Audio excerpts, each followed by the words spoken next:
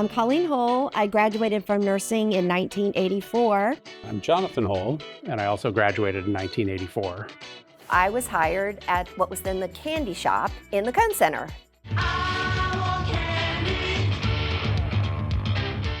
And one day, this guy walks by trying to act like he was really cool.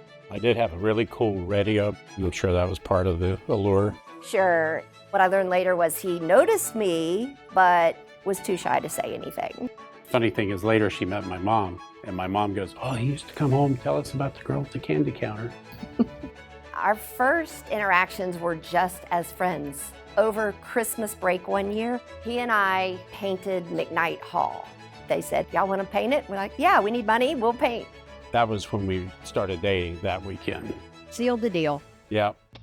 One thing we loved was the Dixie Electric Company. We would go dancing at the Dixie Electric Company. International Festival went on back then, and it was so much fun. And because we were employees of the Cone Center, we got to ride around on golf carts and look large and in charge. It was really a lot of fun. But you're leaving out the after party. I might leave that part out.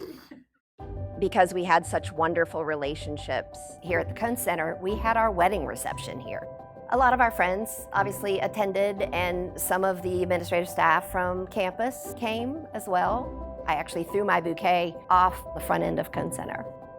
Our legacy, we really feel like, started here, and it really extended to our kids and even our siblings. My sister and his sister graduated from here, and then our son graduated from here in construction management. So it's a bit of a family tradition. Not many couples I know last 10 years, let alone 42 years. So it's really a point of pride and joy. He's the kindest person I know. We have a good balance, I think. I'm very analytical, let's think through it. She's more impulsive. We'd still be in a one-bedroom apartment if it was up to him. Oh, come on, it'd be 2 bedrooms.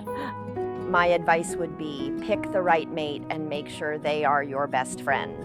Because someday you're gray and tired, and what matters most is what you started with. 42 years later, he's still my best friend.